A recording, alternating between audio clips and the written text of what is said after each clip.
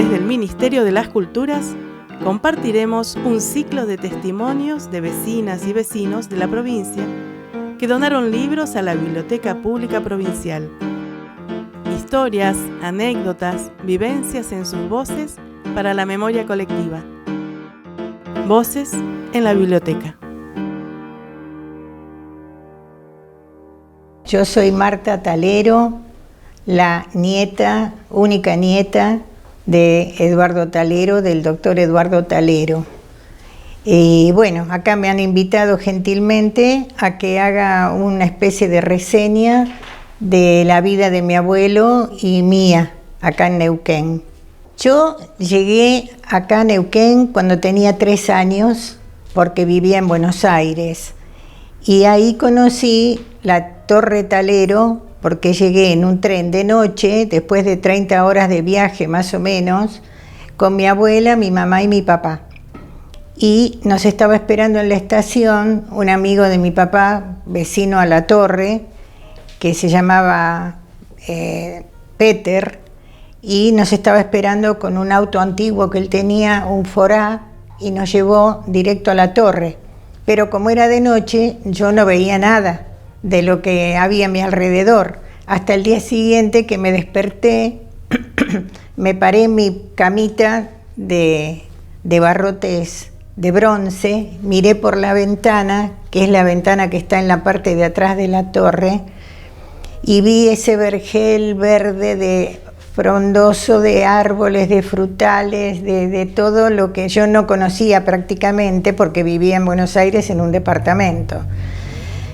Y ahí me enamoré de Neuquén y lo tengo metido adentro de mi sangre y de mi corazón. Y bueno, yo ya desde ahí pensé que yo vivía en Neuquén y que viajaba de vuelta a Buenos Aires nada más que para ir al colegio y volver. Mi casa era esta. Pero bueno, lamentablemente era nada más que una fantasía de la niñez. Sacando un poquito esto que les estoy relatando, yo vivía en Buenos Aires con mi abuela, mi mamá y mi papá, que mi casa era como un museo donde estaban todas las fotos y los libros y las pertenencias de mi abuelo, de cuando mi abuela había levantado la casa cuando él murió. O sea que yo estoy embebida, he mamado desde la infancia la vida y la historia de Neuquén, de la fundación de Neuquén y de todos los relatos que me hacían mi abuela y mi papá. Yo el otro día, estando acá para el 119 aniversario de la fundación, le escribía a una de mis hijas, que viven allá en Buenos Aires también, que no puedo relatar yo lo que siento 119 años después de la fundación, porque como lo viví tan de cerca y tan bien relatado y con tantas fotos y con tanta historia, me parece una maravilla de lo que yo conocí en aquellos años, que eran casas chatas, calles de tierra, viento que levantaba la arena y levantaba el polvo, y ver en lo que se transformó hoy día, en lo que es hoy en día Neuquén, que es una capital pujante, llena de edificios grandes y llena de impulso, que es, como yo digo, la capital de la Patagonia.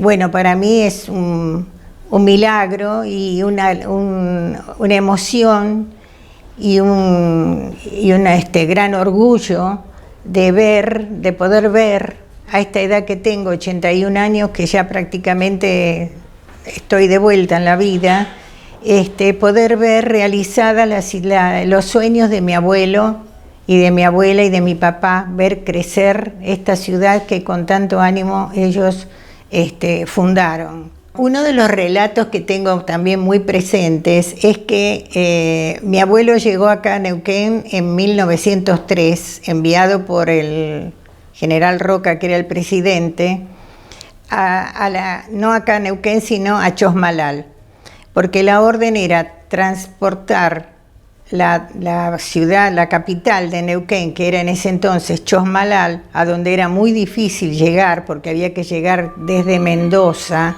y muy largo el viaje, era transportarla acá, que había un pequeño poblado que se llamaba Confluencia, justo en donde se unen, en la confluencia justamente de los ríos Limay y Neuquén, porque además en ese momento estaba llegando el ferrocarril Roca, que hoy se llama ferrocarril Roca, ¿no? Que era el ferrocarril del sur, y había que transportar toda la capital desde Chosmalal hasta este lugar y fundarla acá. Y con cierta premura, porque en el año 1904, o sea, un año después, ya terminaba la presidencia de Roca y cambiaban los funcionarios y se corría el riesgo de que se cambiara también la idea de transportar la capital. O sea que en 1903, entre mi abuelo Talero y Buqué Roldán, que era el gobernador, Talero era el secretario de la gobernación, porque en esa época esta provincia era gobernación. Entonces, entre Talero y Buqué Roldán tenían que hacer todo ese dispositivo de todo ese traslado. Lo hicieron mediante carretas, que están las fotos en el museo de acá de Neuquén, unas fotos muy lindas, y las fotos son muy lindas, pero los viajes fueron muy penosos, porque había que transportar todo con bueyes y a lomo de mulas desde Chosmalal hasta acá. Llevó varios días esos transportes, y acá era un pequeñísimo poblado a donde tuvieron que poner una carpa, instalar una carpa grande, y ahí ese lugar oficiaba como de casa de las autoridades, digamos, se establecieron ahí en esa carpa blanca. Después de ese traslado que les estoy contando, llegaron con las carretas, se instalaron en esa carpa blanca, y Talero, Buqué Roldán y la visita del ministro Joaquín B. González, finalmente el 12 de septiembre de 1904 se fundó finalmente la capital. Ese día parece que había sido un día de muchísimo viento, de tal manera que tuvieron que hacer la comida que estaba prevista abajo de un puente, porque no podían estar al aire. Bueno, eso es la parte que digamos que yo recuerdo del día de la fundación de Neuquén. Por otro lado, entonces les voy a relatar un poco cómo fue que llegó Talero a este lugar. Mi abuelo Talero, siendo un muchacho muy joven, creo que tenía 22 años, se recibió de abogado en Bogotá, de donde era oriundo. Él había nacido en Colombia, en una población cercana a Bogotá que se llamaba Ubaté. En 1864, 65, no se sabe muy bien la fecha. Y se recibió de abogado siendo muy joven, por eso sé que tenía poca edad, porque tuvo que tener la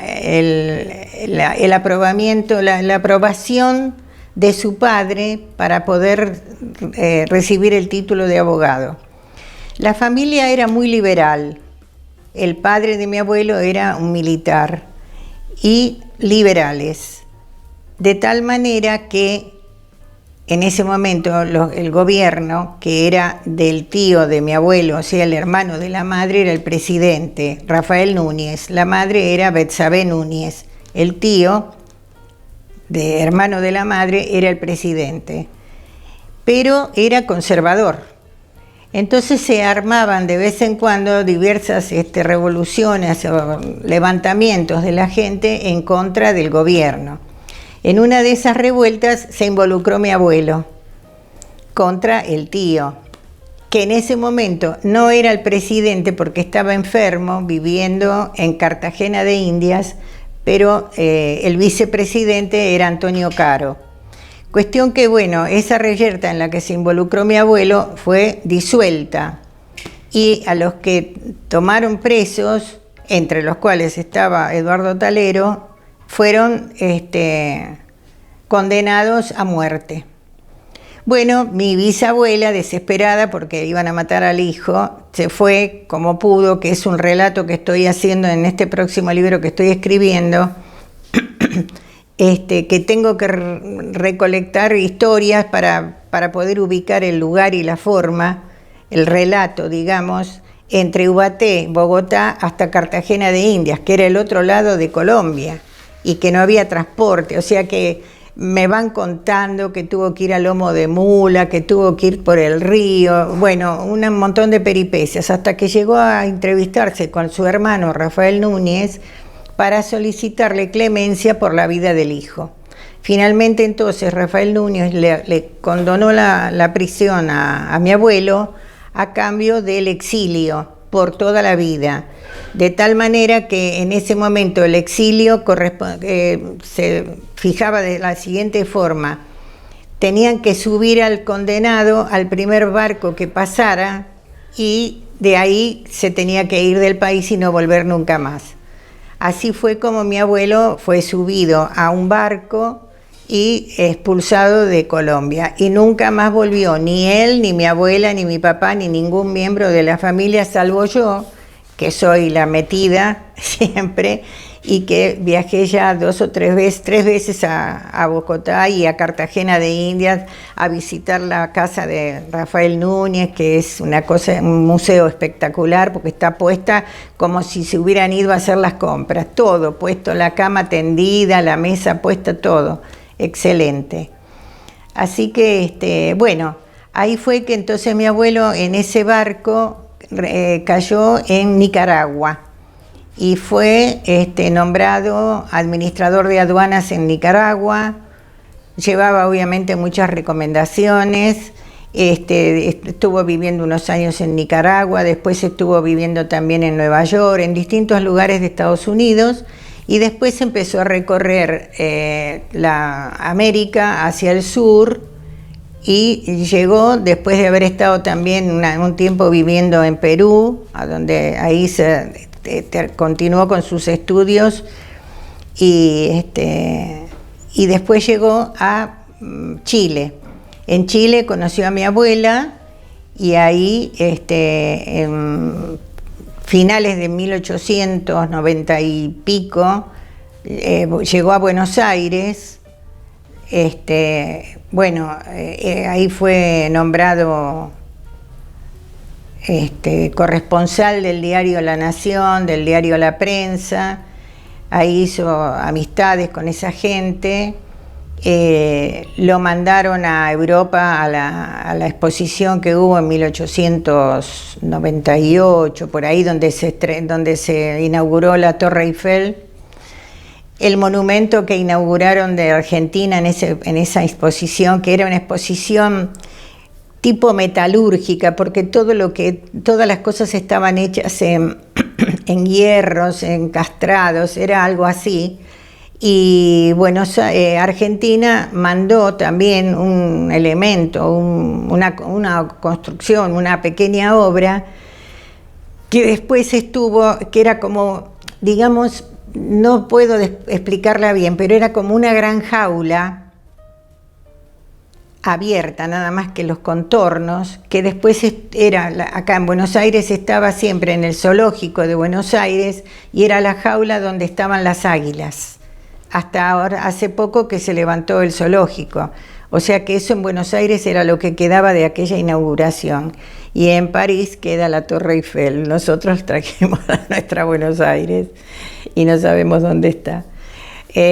Bueno, después otro viaje que hizo también en esa época, acompañando al general Roca, fue para la oportunidad de un festejo de un diario en Brasil. Ahí fueron un grupo de periodistas acompañando al general Roca.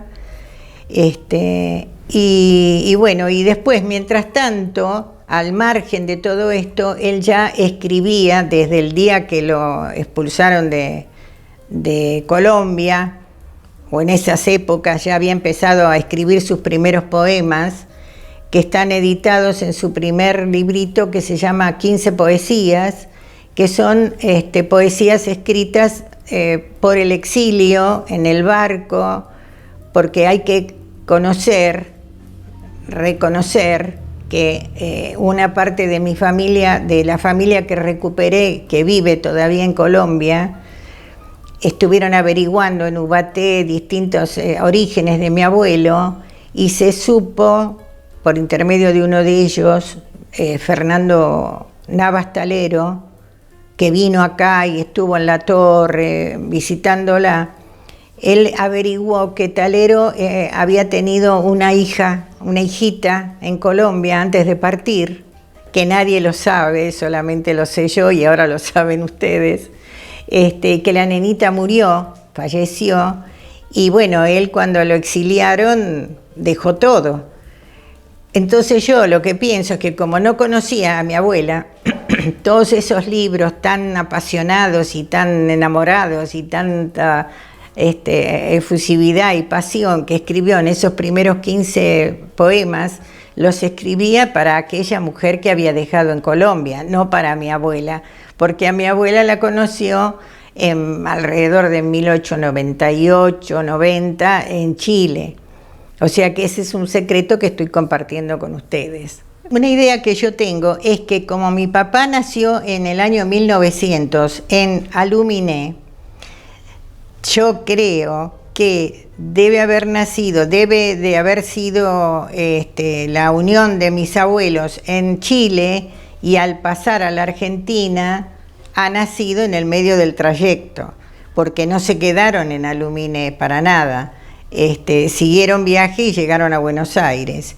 Y bueno, acá en Buenos Aires es cuando se producen otros sucesos con mi abuelo como periodista, como escritor, como abogado, como político. Bueno, él, como ya les dije, estaba muy conectado al general Roca. Entonces ahí es que presenta unos papeles, porque en ese momento que es distinto a como es ahora, a diversas personalidades se les daba títulos aunque no hubieran hecho la carrera. Por ejemplo, en ese momento a mi abuelo lo nombran cónsul general del Ecuador, aunque él era de Colombia. Pero ¿qué pasa? Que lo nombran cónsul general del Ecuador porque en Buenos Aires, en la Argentina, no había nada referente a la política del Ecuador. Entonces por eso lo nombran a él. Y ahí hace, bueno, los trabajos que tenía que hacer, que no los conozco. Eso fue en 1901, más o menos. Y después, en el momento que Roca decide enviarlo acá a Neuquén, en 1903, renuncia al cargo de cónsul general del Ecuador. Y viene a Chosmalal. Ahí hay acá en Neuquén, en los museos, diversos telegramas de contactos que hay entre Buenos Aires y Chosmalal, dirigiendo a las autoridades a cómo tenían que hacer para trasladar la capital y hacer todos los documentos correspondientes a la fundación de Neuquén. Entonces, en los momentos en que Bouquet Roldán tenía que viajar a Buenos Aires para estar con el general Roca a buscar órdenes, digamos, se quedaba como gobernador suplente mi abuelo Talero. Bueno, así es como entonces, volviendo al tema, llegan acá para el 12 de septiembre hacer el acto de fundación de la capital. Bueno, mientras tanto, entonces ya en 1903, 1904, mi abuelo tenía su casa para vivir acá en Neuquén. Era una casita chiquita que se llamaba La Zagalita, sobre la calle San Martín. Y ahí ya vino mi abuela con mi papá y se establecieron y comenzó la construcción de la Torre Talero, que la terminaron de construir en 1910. Antes de 1910 ya ellos comienzan a vivir dentro de la torre, aunque no estaba terminada la construcción, y en 1910 ya comienza a funcionar como una casa habitación. Era una casa muy grande. Acá tengo la foto de la Torre Talero, como era, porque hoy día es un desastre, un páramo. que se está viniendo abajo. Yo hace 20 años estoy luchando para la conservación y la restauración, pero todavía no logro nada. Pero bueno, por lo menos ahora con las autoridades actuales se ha conseguido que se limpie el predio y se haga un lugar de visita para los turistas. La torre ha sido nombrada monumento histórico por la municipalidad, por la provincia, y ahora he logrado que se nombre monumento histórico nacional. Y bueno, y sigo luchando para ver si se puede restaurar de alguna manera, ¿no? Y bueno, y como les decía al principio, tengo todo eso relatado en este libro que edité, La Torre Talero, toda esta historia que les estoy contando y algunos secretitos más que les conté que acá no están. Y bueno, relato cómo era la vida nuestra cuando yo venía de chica, que era una chacra con muchísimos árboles frutales de distintas frutas. Había diversas clases de manzanas, de duraznos chatos, que les llamaban duraznos japoneses, ciruelas, uvas, membrillos, bueno, de toda clase de frutas. Era un paraíso, realmente era un paraíso. Y en ese momento mi padre la tenía, no sé si era alquilada, no sé qué términos se usaban en esa época, pero lo que sí sé es que vivía un matrimonio con un hijo que le decían que eran los colonos, que eran los que usufructuaban la chacra. Y nosotros veníamos todos los veranos con mis padres y con mi abuela, veníamos en diciembre cuando terminaban las clases y nos íbamos de vuelta a fines de marzo. Así que pasaba yo unos veranos fenomenales acá. Bueno, siguiendo con el relato que les estaba haciendo, les cuento que mi abuela tenía en Buenos Aires, en el departamento donde vivíamos, una habitación exclusivamente cerrada, con todos los baúles de todo lo que se había llevado en su mudanza desde acá de la Torre Talero a Buenos Aires, que esta casa de acá tenía 17 habitaciones, o sea que imagínense lo que fue resumir todo en una sola. Decir que el cuarto era muy grande porque medía, qué sé yo, en los departamentos antiguos en Buenos Aires tenía como 4x4 de diámetro la habitación, y estaban todos los baúles puestos uno al lado de otro, y yo me entretenía con mi abuela en entrar a ese dormitorio. Cuando ella agarraba la llave, yo ya me ponía contenta a revisar todo lo que había traído, lo que había llevado desde Neuquén.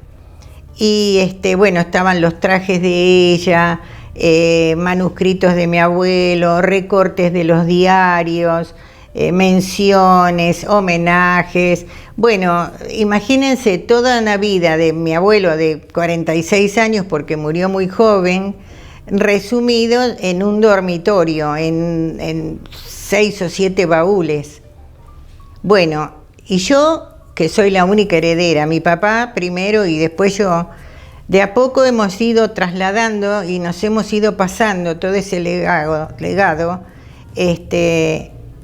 prácticamente sin tirar nada, y lo estoy compensando. Bueno, parte de eso lo compensé en este libro, parte lo voy a seguir compensando con cartas de distintos amigos de mi abuelo, escritores como Rubén Darío, Ricardo Rojas, Amado Nervo, todos los escritores de esa época que eran muy amigos. Incluso Ricardo Rojas vino a estar en unos días acá en la Torre Talero.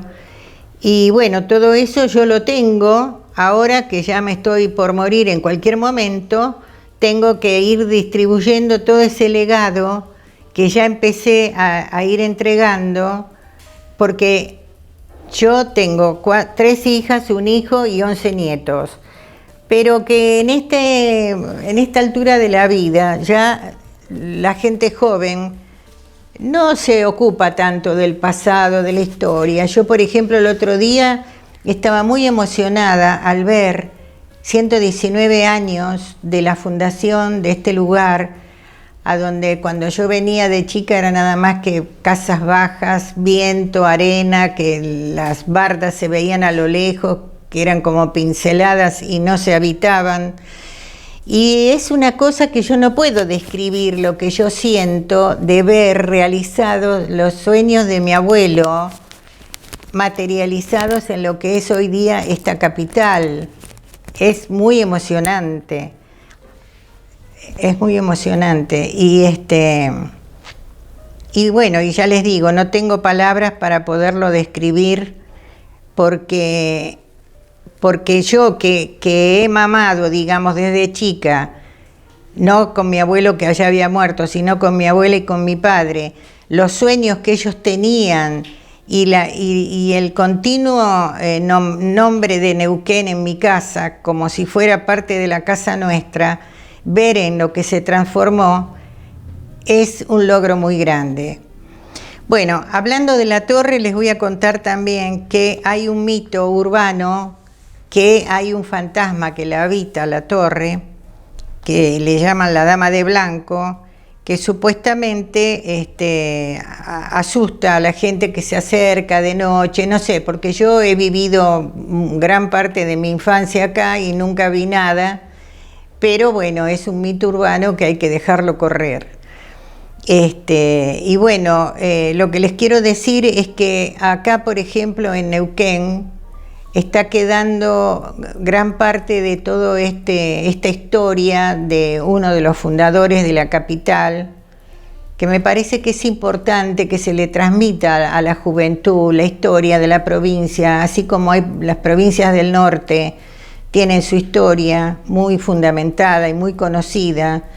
Acá en Neuquén, que ha venido a vivir gente de tantos lugares, la historia no está muy profundizada. Entonces acá, por ejemplo, en la Biblioteca Pública Provincial, yo he dejado recuerdos, cartas y documentación para que guarden acá y para que se mantengan en el tiempo. Y yo ya tenía también preparada en Buenos Aires una muestra que se la he dejado acá, y que la han digitalizado y la han llevado a la Universidad Nacional de México y a la Universidad de Buenos Aires. O sea que estoy dejando o empezando a dejar gran parte del material que tengo. También se lo tengo prometido al museo de acá de la ciudad, el museo, el chiquito, que no me acuerdo cómo es el nombre, Museo Confluencia. También les voy a mandar alguna documentación para que la puedan tener.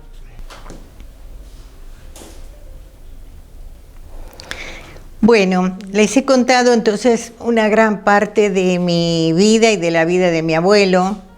Y ahora les voy a contar que él se retiró enfermo de acá de Neuquén rumbo a Buenos Aires en el año 19, en 1919, después que habían asesinado a un gran amigo de él que era Chaneton, y desahuciado se enfermó y se fueron mi abuela, mi abuelo y mi papá a vivir a Buenos Aires.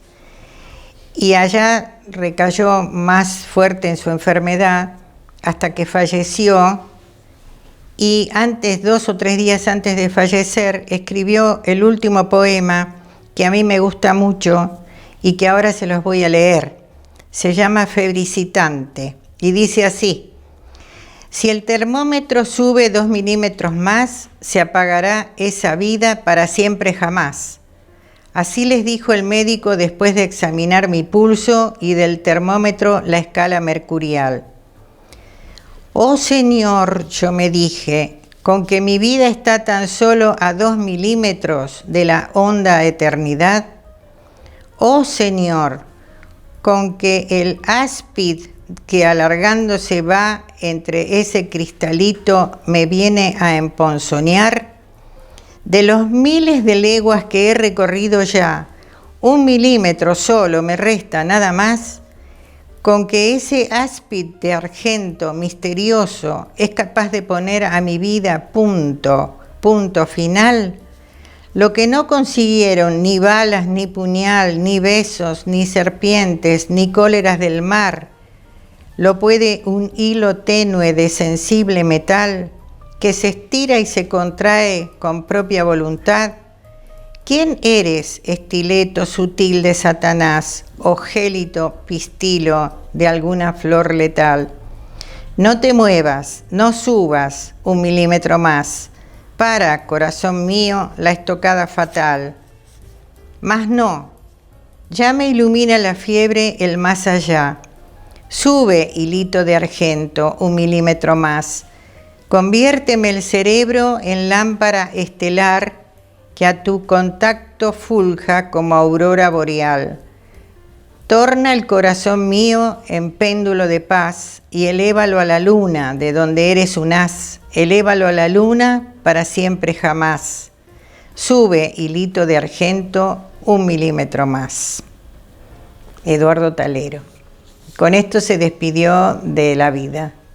Bueno, un abrazo enorme, enorme a todos ustedes y muchísimas gracias por conservar la historia de uno de los fundadores de esta capital, que aprecio muchísimo, el amor que le ponen, y ojalá que el tiempo que falta transcurrir permita que esto se conserve, porque hay que pasar el tiempo y conservar todo. Y bueno, hasta siempre. Un beso a todos.